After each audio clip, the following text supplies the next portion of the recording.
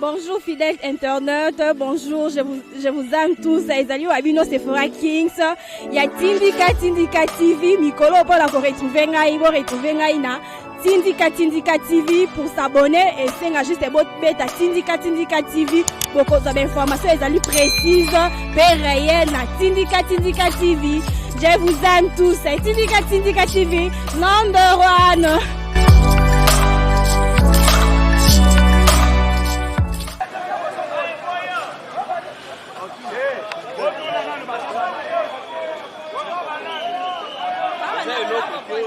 Kasi bitu masa setu betabu. Kasi ko.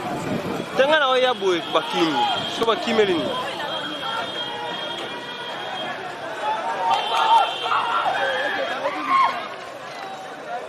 Masa setu beta kote kumna pega.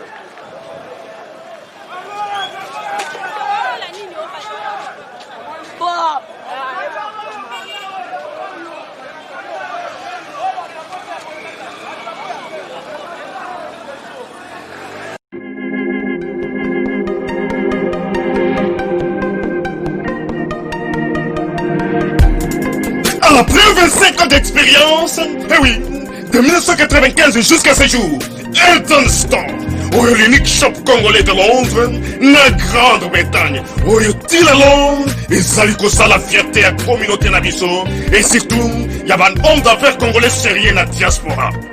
Oh yes. C'est créé Elton Store et Zalika Kamoko, le sérieux, accueil, na service qui toko na ba client na ye. Avec ma produit, il y a première classe, il y a qualité supérieure. Oh, il y a ma bombe à Eden Store. Oh yes, mon climat bimbe yeba. Ma maman à Londres va confirmer. Eden Store, c'est le berceau des produits cosmétiques.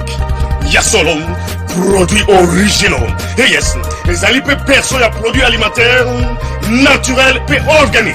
Au travers de nos produits cosmétiques, Eden Store détient le secret. Secret ya solo, où ya poso ya maman mwasi kitoko. Poso ya mwasi penza bazali kolula, poso ya mwasi mobala kotala ya lembate. Poso soko tamboli masanga sima. Eh oui, yango ne ba produits ezoteka na kati ya Eden Store. Na ba produits alimentaires, où ya Eden Store, yango de secret ya cuisine ya maman congolaise. Eh oui, nyonso ko se pensa mobali na yo ezali. Pondu, matembele, ngai, ndole, fumbwa, ndunda, bilembwe, oyo nyonso penza, oyo kobonga pona cuisine na ezali. Oh yes. Olingi mobali na yo asepela na yo libela na libela. Olingi mobali na yo atala kayo lokola mwasi azali kolula sika. Oh yes. Olingi mobali na sisa biloko nyonso tela kaye na mesa. Secret zali kaka moko. Eden Store.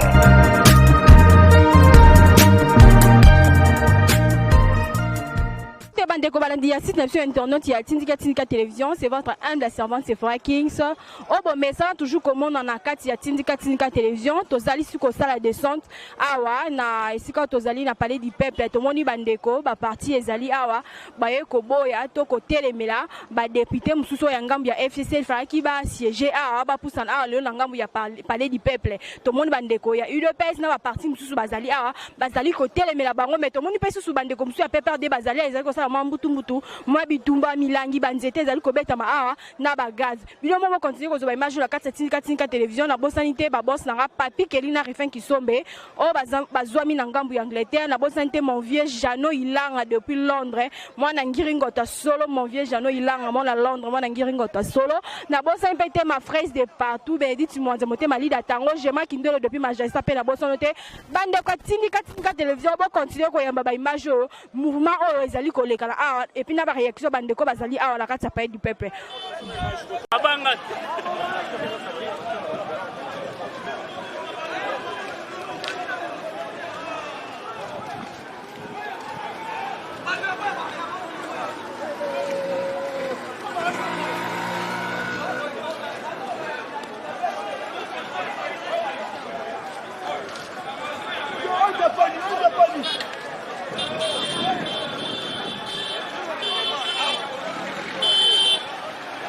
Voilà, on est sur Tindika télévision.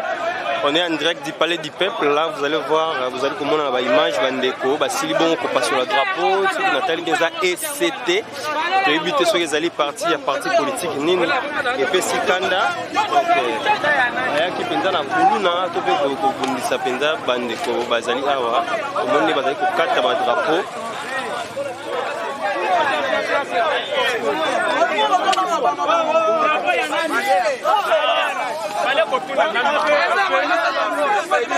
Ouais, Nan. Hey, hey, hey. Hey.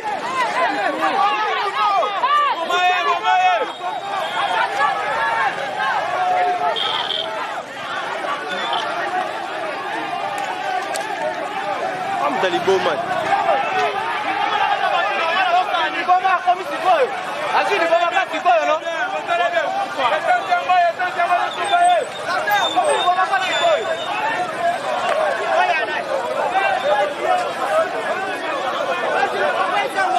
Ndeko tomoni bino ala ko silikali juste ezali comme nous. Nous sommes les raretés. Congo est la chambre de notre pays. Nous sommes des Congolais comme la petite les peuples souverains.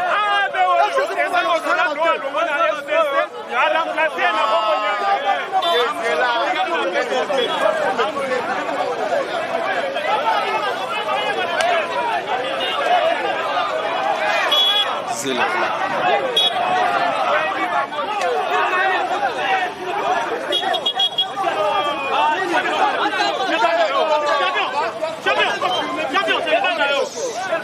Mbote mona mboka. Ah, mbote maman. Sango nini? Sango bien fort. To moni bino ana milango ezo panzana affaire nini eza? To boni ba da FCC na mboka oyo. Di bale kufi. Ba tika biso mboka biso ki me fatata misa mboka bien. So to mo bitumba bozo bambala banzete aba mabanga milangi. Ba miyibi wana basai 18 na mboka, ba yibi ba mbonga ba na mboka bakoma ba chômeur. Ba fana bakata bando komisala ezate. Lolo Fati Beto Chilombo a du pouvoir. Ada poto fana mboka kimia bazo ba kwese. Eza faux. Ta pepe adam do sa des autres bola. Ba pepe adam do sa des autres onyo sa o. Ba tosi ba mbongo, ye di chalet ça n'est pas biso. Ada lo côté. Chalet comme ngo bomande batu. Chalet da criminel. Le kato da penta va somo mboka to zo mama loba po na faire les kato monyo kataka yo mo bien zete to ko pote ni neleka. Awa to boy ba to FCC. To zo linga mboka na biso ekenda liboso batika mokonzi na biso asala musana ye normal. So to moni bato Kabila soka baleki awa to kotika bango te. Akofanda kima te. Baso ya kosala makambo na baso boye mibeko mokonzi mboka oya lobi. To zo linga bazo anile yango tozo linga tomona bango te place batika mukunza mboka Félix Tshisekedi Antoine atala musana na ye yango tozo beta bango koko neutraliser ba na suka to nyosa ko tcha tembe na mukonzi mboka toko neutraliser. Nous sommes prêts. Nous sommes dans la cimate, nous allons de pes o tcha tembe to saccager yo tina moya le pinière na yo et c'est ça. Biso toya lelo tozali prévu koya te tebaki lelo ba député bazo CG pour la makambo ya Janine Mabunda siko bato FCC loko ba mwana lelo Janine Mabunda azo koya na parlement ba ye lelo pona ke Janine bato député basa nini bakota pa ozolanda ba ye ko kale ba député po bakota te lokola biso IDPS jamais tu vas permettre que FCC groupe intercaler peuple congolais. Tu vas confronter bango lelo pour notre kimisi bango biso to tira ba député bakota. Tant ba kota souci député ngona ya biso peuple. Tant la posa Janine Mabunda ko ya lelo. Tant ko ya lelo aza lelo ko te lelo ya moto tikie ba député to tira bango bakota. Mais FCC aye ba ke biso na bango le ba le kufi. Président sa lobby. Milito yo président la sima peuple congolais. Peuple congolais dans liboso président Fati na sima na biso. Yo tie libaya na yo te Fati biso base to kolanda yo ti na suka. Opération to ibinda ku to lansa yango kala meto salela te. Meto ko salela yango po minute yo député yo nani yo muto FCC ministre tel. So to ibinda ko na yo biso to ba combattant. To tama ba moto ki chata mo bimba. To yebinda ba mutu na mutu. Muto ko sa biso te. Yango lelo to lobi libale sili. Président sa lobaki lobi libale sili. Merci maman. Ça va maman. Mbote maman journaliste. Papa Tomoni, qu'est-ce qui se passe bandeko bazolando la tindika bani bazoma explication ya royeba eloko ni ezoleka en fait na parler du peuple. Bon, au monaki que chef de l'état alobaki lobi. Koloba na ye alobi makambo mabete alobi kaka makambo kitoko. Oyo congolais afandaka na ndeko na ye congolais. Na kata discours na ye soki ba mususu balandaki yango bien. Alobi pe makambo moko ya kitoko, makambo ya bien. Po omone président moko boya zo fanda vraiment na bangu na bato ba diriger banda 18 ans. Afandi na bango 2 ans mobimba. Azo fanda kana bango azo lia na bango azo mela na bango. Mais to bongisa Congo, bato na bazana poseke Congo e bongate. Bato na tokozo bango bazaba nani? Bazaba nani ya Congo te. Mais tala lelo lobi wana discours esili lelo toye bango bazolo bagete bazoko sa plenaire na kati assemblée nationale. Bakoya kokota bazokota po basala nini?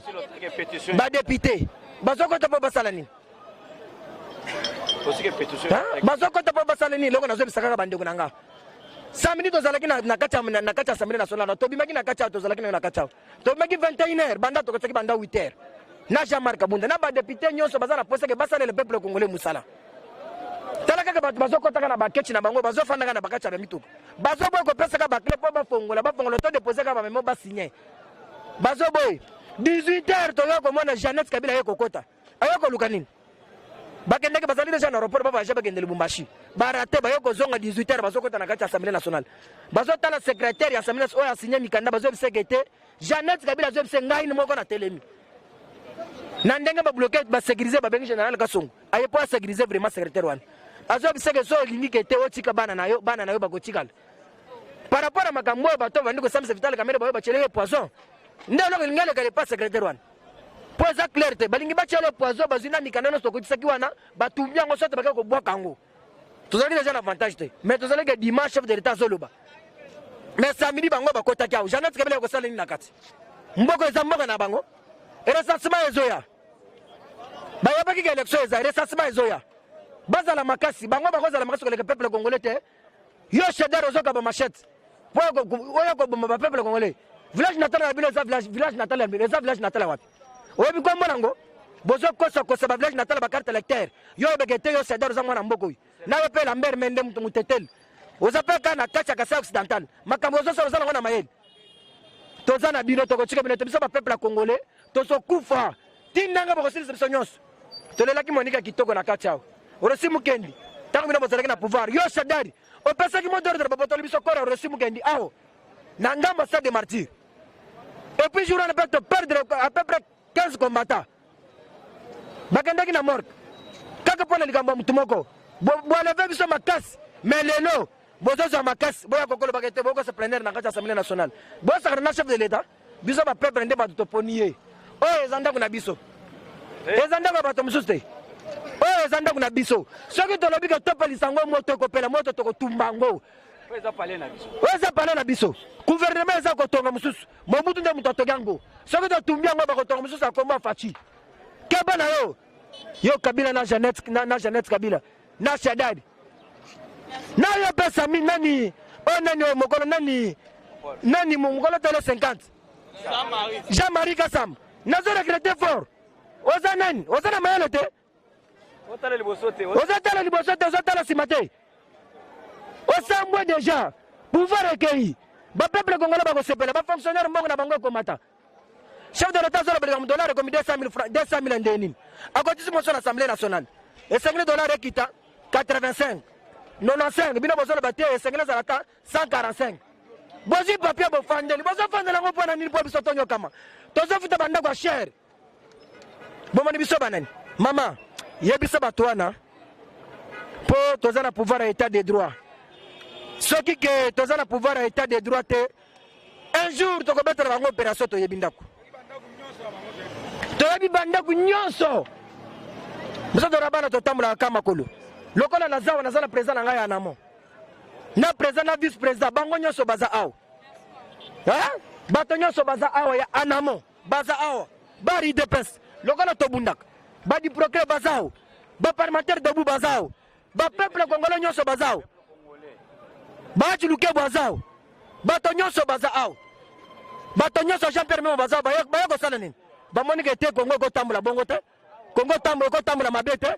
Bato ba diriger banda 18 ans. Mais lelo Oscar Mukuna aza awa, Alain Daya aza awa, Mukato nani Jekobeya aza awa, Emani aza awa, président Ligue des jeunes ya Congo Mobimbiso tozana semanaye. Tozo bundana bango, toko tika ta eloko mokote. Jeannette Kabila, na yope Kabila na ba Shadari, na ba Jean-Marie Kasamba, batono so bazana semanayo, bozala makasi, bozala makasi te, boko dirigeant tabate. Nous autres ba peuple congolais toko lebiro ka makasi. Merci beaucoup. Mbote mwana mboka. Mbote ndeko mwasi journaliste. Sango nini papa? Ah mama. Sona biso sango malamu akosito na malamu te. Eza kobeba. Mama na ngai. Mobali soka fani na mwasi soka fani na mobali. Amoni ke nongala mobali oyo. Mikolo nyonso ayela ngai kaka milangwa. Ki bafuti mobali, bulletin de paie mona na raté. Suka mwasi alobaka nini? Abi ngai pana na moni clarté to benga les deux familles to sanini to panza to kabwana yango monaki consultation au chef de l'état salaki ezaki kwa nini abengi sabatu banoko baya batu akota ngambo wa mwasi pe baya bafandisa keno libala ngana mwana bino na moni ezo simba lisusu te problème biso nde yango elo moyi biso lelo awa. Mais tomoni bien bandeko msusu wa ngambu ya PPRD bitu mezali ko sala mato ebite problème ni ezo sala ke bitumba ba milangi ba manzete beta ma awa. Maman, eloko na koyebisa yo eza pasi pour le peuple congolais. Ce qui dit le peuple congolais à comprendre était, maman, pendant 18 ans, on m'a dit que tu as des États-Unis. Des développeurs au Kabila beta développeurs aya na RDC. Shadar azwa beta développeurs aya na RDC. Mabunda azwa développeurs aya na RDC. Maman, Kabila ya na chassé à vivre. Alati ba pantalon minene. Loko la biso peuple congolais, tozalaka na mawa pena bolingo, to yambiye ndeko na biso, to pese maya ko sokola, to pese maya sokoli, to pese sika ko fanda, to pese sika fandi, lelo biso Kabila so anotage. Mama, yo simite, tikela muninga pla ebonga fanda. E ba député ba oyo, olie jani na mabunda, azala pona peuple congolais. Abanda koyoka le peuple congolais mais ya kominde pour la Kabila omona yango wapi mboka nini bakoza des dirigeants za lobe la peuple mais yo lingo lobe la peuple te mama tala ba soda yo fandi a soda fandi akosimbela monduki banda soda fanda simba monduki eloko moko te malonga bango bazwaka bambongo bana bakende poto mama eloko na tunaka poto batinda bana bakende utanga na poto spécialisation eza na poto o ba awa na RDC ceux qui sont politiciens na biso sont le peuple congolais bakoki pe koyoka la peuple sa ya ba ya peuple congolais batangi sa peuple congolais mais lelo maman pendant 18 ans au salé le côté 2 ans ngo banduta mokonzi ya mboka Félix Tshisekedi Antoine Tshisekedi azwa bokonzi 2 ans ngo maman eloko moko te yebisanga maman to maboko to foto beta maboko eza mboka biso nyonso tu toyebi na kati ya mboka na biso nkitezali nkiteza na kati ya mboka oyo bozwi ebele eza na kati ya mboka oyo richesse biso na kati ya mboka oyo mboka libanda elulaka yango comment fait-il ngai lelo na wolela na beta développerie mpo na kende États-Unis esika na kosala mosala alors ke mboka na ebongi te soki le tozokima RDC tokende tobeta développerie mama eza mpo na souffrance vie sociale kaka mais Kabila lingi biso to bonga te mama nanga yebisa ngai to kontrofa tala batebele oyo tala batebele to aw to yeka pona mutu moko Janine Mabunda yango tolobi to boyi na biso libala wana. Merci papa actualité maman ndenge tozawa oyo la force qui écrase biso nde di progrès bato basimbi fimbo akekele président yokela mutu mususu te na Congo par du progrès fimbo akekele to frappaka tokende partout eloko tozo déclarer lelo bapolisi basala associé na civil bazwi chaleur maître PPRD basimbisi ye munduki aboma biso aza tokei kuna na tongola le paya adiawa na ba polisi bakumbana jipi bayo rejoindre biso kuna na tongo chaleur asimbi GP munduki kutu te GP loka bakonzi ya ba général ye ba pesi chaleur asimbango rendez-vous biso na chaleur partout à kozala ya bomba na soki te atambola en espace peut-être to kozaye ayeba la force qui est cassée soit des président na ngaye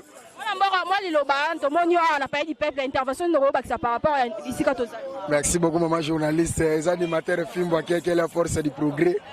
Tout comme un espace et à parler du peuple depuis Tongo, bandeko PPRD, na chaleur, ba pêcher, député ba contacter pour ba siéger, dédé ba beti ba combattant sur ba zokisi, ba bomi kutu combattant moko ba botoli ba moto. Trouble na Tongo awa. Nous avons un message comme qui na niveau à base, au moins base qui dit ensemble avec la force du progrès, les serviteurs pour traquer bango, c'est-à-dire que tout le monde qui bango tout la banda pour faire bakimi. Yango mon minute tout contrôler toujours l'espace à parler du peuple pour pas député na biso pour que continuer musala kitoko. Oui. Toluka moi maloba o bakisa mwana mboka. Maman eloko ngana loba na averti pour na chaleur. Chaleur logo la yo zo continuer aka. Moi le loba ngana kodako loba maman journaliste hein. Biso tozaba di progrès chaleur yozo bossa na ke yoza civil tango zo sala judo na ngaba wana biso na to travailler sport to yebi yo bien sembumbulu mustada o yoko zimwa chance na kabila ba pesa médaille lukuta yo lokolo zo saba fanti to yebi ndaku na yo to yebi ba pam vinaigre o yo sala na couloir ya kianza wana na ngaba o zo mbongo ya ba mitu ya ba kongolo bomi ba kongolo kabila pesa yo mbongo oh yo comme ko sala otambola na ba jepe na paye du peuple obo makabiso ba kombota dawe bistazo verti yo toko sangana force du progrès toko kota tie pa na bino te bidle ko mama na yo okomona obiso to la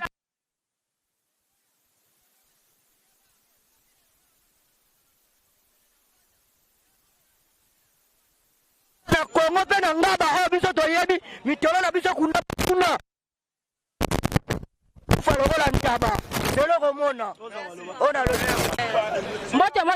En tout cas, moi, maman les journalistes. Vous êtes très en colère.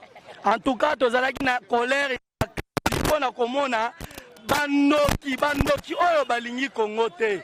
Mokonza moka uti koloba lobi pona unité nationale. Biso nyonso to sangana to za la bomoko. Sikoyo toyo komona na ebite so ba congolais nini oyo bazalaka. Likolo ya 10 000 francs, likolo ya 5 000. Oteka mboka na yo, Congo munene boye. Congo etonangita, batu bateka ngo likolo ya 2 000 francs. Bazo pesa bango ba machette pour moi na politique ozo salema lelo. Shadari bazana minduki. Chaler auti ko chuba mutumbeli awa président ya motocycliste. Awa kaka chubi mutumbeli. Auti bauti ko sala mobulu awa na ba machette. To ebite batu oyo basepesaka bango ba machette baza banani ozomona mais biso tango toyoka keno ke bango bazosala mobulu kotoyo tokiti sur le terrain tolobi keno ke non awa mutu atikali na liloba ya koloba ezaka faci beton lokola parlement oyo parlement député bango balingi mboka balobi keno ke non trop c'est trop mabunda zo sala eloko te to sala pétition pour de mabunda atika parlement ba oyo bazana bonne foi ya kokamba bakamba sikoye a imposer alobi keno ke na zokota na zo ya ko CG biso peuple congolais to lobi keno ke tozo sima ya ba député wana sima na bango ba ya keno ke bango bazonga sima te biso peuple to koti likambo oyo ozomon to bosana te mwana mboka fang jongo aibisaki bato FCC aibisaki bato nyonso tu ya Kabila aibisaki bango boy bozo tout tolo kenoke parlement toza majorité aibisi bango kenoke bien sûr boza majorité mais bobo sanate ke Faci aza Faci populaire Faci aza Faci populaire lokola komi autorité suprême yebake aza lisusu Faci populaire ozomon babosanaki mais lelo nazo avertir bango ke Fangu Diongo aza prophète de la nation ya mboko fitir Tshisekedi wa Mulumba ozomona mutu totikali na yewana parce que makambo oyo alobaka ekokisamaka toyo komona keno ke lelo oyo makambo oyo alobaki ekokisami keno ke Faci beton azali plus populaire et puis azana majorité na yo yango no moni lobi ba mobiliser mulobi ba bimaki lobi ba salaki pona kolakisa soutien contre soutien et pas chef de l'état yango de lelo to elisusu to soutenir ensemble. Bonjour papa. Notre... Ici au Palais du Peuple, il y a un montant de militants, des policiers partout. Qu'est-ce qui s'est passé? Vraiment, nous sommes vraiment dans la joie, nous sommes contents parce que par rapport à l'étude des chefs de l'État qui vient de parler depuis hier, ça nous a vraiment motivés. Nous sommes venus pour déposer notre pétition ici au Palais du Peuple. Nous sommes le parti de l'unité nationale Puna. C'est-à-dire notre président, c'est député Élisée Bokoumouana Maposo. Les mots de fait que vous pouvez dire à la population. On peut dire à la population, il faut qu'il soit calme et humble. Le chef de l'État est là, c'est-à-dire le travail commence. Oui, Marie-Alchin est la celle-ci.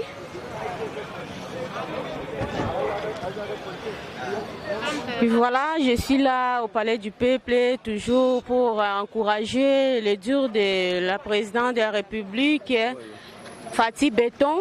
Je suis vraiment très heureuse d'entendre tout un président qui s'exprime très calme là, très douce, sans papier. C'est pour la première fois de voir des choses comme ça. Oui, je suis là pour soutenir aussi mon honorable député Élisée Bokoumouana Maposo. Oui, c'est notre parti, c'est Puna, parti de l'unité nationale. Oui, mot de la fin, je dis pour la nation, on reste calme. Kisaloumé Banda, notre président est là. Il va nous défendre autour. Péché tenu plénière Mabunda convoqué parce que Mabunda va signifier une pétition pour la déchéance du bureau mobile. Il n'a plus droit de convoquer et présider une plénière jusqu'à ce que soit la bango et que vous allez déterminer dans votre intervenir. Donc, le col a convoqué plénière et Zali est défi à l'ancienne Abisso, défi à l'ancienne peuple et désavoué totalement paix absolument bureau. Et donc, le col a Zali Komeka est touillé pour empêcher effectivement que ça les mate parce qu'elle est en dehors du règlement intérieur et l'Assemblée nationale. Au cas contraire, qu'est-ce que vous, député, ma démarche n'est beaucoup entamée pour... Il n'y a pas de démarche à faire. On empêche cette plénière, elle ne se tiendra pas. On attend la plénière qui sera convoquée par le secrétaire général et l'Assemblée nationale pour installer bureau d'âge, c'est-à-dire qui sera présidé par les doyens d'âge. On a 2 députés moins âgés. Poto Kendesiko na vote peut examiner la pétition autodéposée qui contre les membres du bureau. Un mot à peuple congolais basé na imbroglio total basé ba souté qu'est-ce qui se passe. Peuple biso to invité bino parce que lelo ezali fête munene. Il y a fin il y a coalition FCC cash. Peuple a souhaité qui yango président yoki peuple et puis coalition président Bomi yango déjà. Les autres souhaitent qui est à la fête monnaie biso nyonso et longo na bino peuple parce que biso tozali ba représenter na bino. Donc on ne peut pas fêter sans vous associer. Voilà pourquoi on avait souhaité que tout le monde soit là et les souhaits même que boss à la même nakatia salle. Voilà. Le président dit va nommer un candidat qui va identifier la majorité. Pensez-vous que le cash va arriver à réunir la majorité au sein du gouvernement? La majorité s'est déjà dégagée parce que la pétition est lancée contre l'orchestre Yamabundana Nyoso et réunit déjà plus de la moitié. Ça suffit déjà, donc la question ne se poserait plus et vous allez les constater dans le niveau à vote. Et puis informateur, président et Sengeli a nommé effectivement informateur. Nomination informateur et Zosengate qui n'ont pas démissionné. Informateur Moussala Nae, constitution EPC, juste la mission d'identifier la majorité. Ilunkamba a été nommé sur base de l'accord FCC cash, pas sur base de la majorité. Et ce qui accord FCC cash est Koufi, Yé, P et Sengeli, à quoi parce qu'avant de la qui, tronc d'arbre, Oyo, et considéré le FCC cash, ce qui est quoi Yé, P Sengeli à quoi. Donc lui ne peut pas rester alors que FCC cash OMMA qui est Koufi. Donc, président économie informateur, on va identifier peut-être la majorité et éventuellement il nomme un Premier ministre, ordonnance la nomination d'un nouveau Premier ministre et puis Ilunkamba a la droit de souscrire pour accéder à la bureau. Maintenant que coalition est qu'est-ce que vous attendez quand Oyo Bokabouani na Bango Bozo c'est la ligne pour la Bango? Ils vont dans l'opposition s'ils sont minoritaires. Ils feront l'opposition. Merci beaucoup. Bonjour papa. Comment ni présence nayo awawa depuis ton moment mais tu es pour héros déjà fatigué tu as raison d'être na bino awawa examen. Ouais. Lobby dimanche, le chef de l'État a parlé. Le chef de l'État, c'est le symbole qui représente la nationalité congolaise. On ne peut pas en aucun cas contredire le chef de l'État sur une décision quelconque qui a pays, surtout quand il engage réellement toute une nation. Tout le monde qui est chef de l'État. Après, si les Congolais espoir na koboma libala ya cash FCC. Le chef de l'État Bomi Libala sans raison il s'est exprimé. Il a dit que pendant près de 2 ans, de grâce. Pourquoi il a dit de grâce? Parce qu'aucun Congolais ne voulait voir PPRD na batunaye na institution lissus. Mais chef de l'État sal bango faveur. Mais pendant ces 2 ans, bato basali ke buzoba na buzoba ko contredire chef de l'État. Mais le chef de l'État a fait quand même la preuve d'une maturité. Comme chef de l'État, a rassemblé tout le monde. Bango bayo qui était, bamouni zoba. Mais hier, le président s'est décidé. En droit, on dit ceci. La parole de chef de l'État, c'est une loi. Mais comment chef de l'État lobby que économie informateur, d'où la majorité doit tomber. Mabound, dans son arrogance, Azali Kobenga Batulelo, a provoqué congrès. Or, congrès avant Bassala Yango, il faut pas réserver copie à chef de l'État. Mais chef de l'État, non, a eu copité. À répondre pena yangote, Mabounda Zali commis pesa, arrogance wana yako sa congrès, de quel droit? De 2. Mokola samedi tozakiawa, bien que maladif j'étais là. Nous avons déposé notre pétition. Je vous dis s'il vous plaît, député Bazakiawa depuis 8 heures. Mes bureaux, il y a palais du peuple Fungwami à 19 heures. Pour Nanine, Mabunda Kangi, Clénion Soakena, Mondak, Moussa Pessi Bawissie, Batunaye. Tango pétition, il continue et l'obinine. Dans 72 heures, ce qui pétition est côté, le bureau est refuté des missionnaires. Mais comment bureau yo? Oui, ce qui depuis samedi, les autres lundi, Bazali Kobenga congrès. Yango mon peuple a lobby trop, c'est trop. Comme le chef de l'État nous a donné le pouvoir maintenant. Bissoto Kolande la paix perdue. FCC, Tilifobo. Quand je vous dis Tilifobo, c'est le langage courant des Congolais. Toko Lukabango partout où ils sont. Aucun Congolais ne va laisser encore besoin en otage. Ce qui va dans le discours du chef de l'État. Le chef de l'État a centralisé tout sur le peuple. Il a dit que le peuple congolais était pris en otage. Mais ce qui est en otage et que le chef de l'État a sauvé Bisso. Le peuple se prend en charge. C'est pour cela que nous disons ceci. Yo tata maman, motozali kotika mwana na yo, soit disant jeune kabiliste. Abimanazela, c'est-à-dire olingi était. Batu 20-30 bakoki kobunda contre 80 millions d'habitants. Peuple nyon soit ce là qui lobby depuis que moi je suis né. C'est pour la toute première fois Namona discours du chef de l'État. Décision du chef de l'État applaudi comme celui de Félix Tshisekedi hier. Ce qui veut dire avec lui. Dans ce sens-là, Kabila doit faire le nécessaire, c'est de partir. Ce qui a boykozonga na Rwanda, pour garder la sécurité, a démissionné. Et ce qui est le qui a démissionné, lobby, nous allons nous prendre en charge. Nous serons ici plus longtemps que possible pour la cause réellement. Est-ce que quand le président lobby que non, pour nommer informateur, on peut dire que non, la majorité est déjà acquise, soit par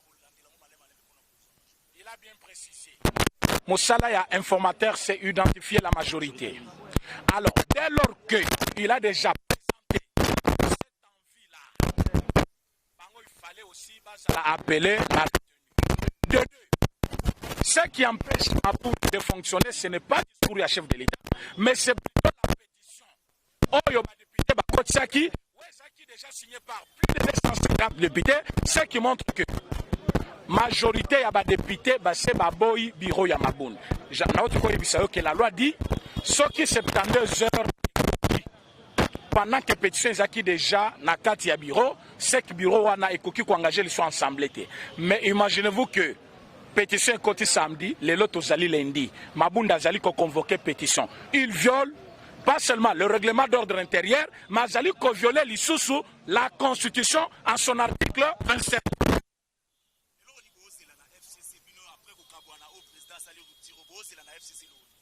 Comment bisoto zelelo kuna FCC? Bisoto bingani FCC na ba institution. FCC azali agglomérat de voleurs, de tueurs, bato babomi. Nous voulons pas de na bango. Non, opposition. Pas à pouvoir à l'opposition. Nous avons fait l'opposition pendant 7 ans. Nous avons le pouvoir. Aujourd'hui, nous sommes dans le pouvoir et aussi doivent.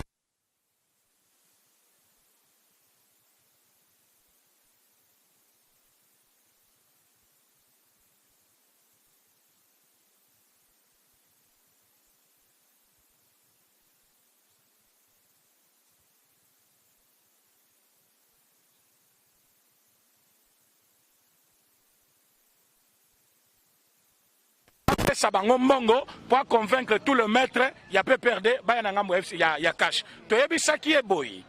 Ba combattant IDPS babunda banda 37 ans. Ba tika ko senga mbongo te.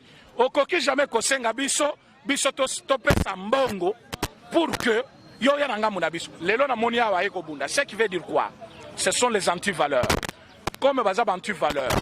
Biso to physiquement. To kobeta bango lisusu na bik.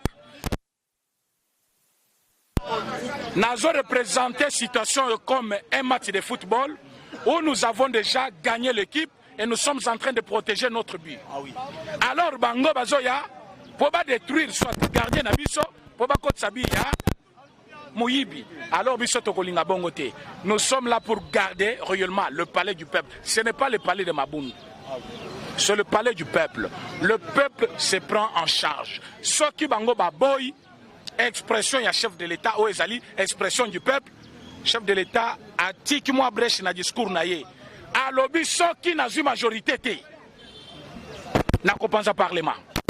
Je reviendrai encore vers vous. C'est-à-dire, biso, net kopona, ba d'urgence, on va engager parler du peuple.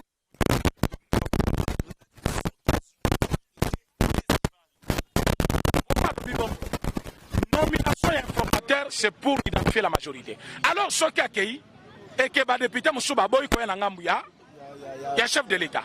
Or, le chef de l'État, lobby, il veut le député, la majorité, on va accompagner vision.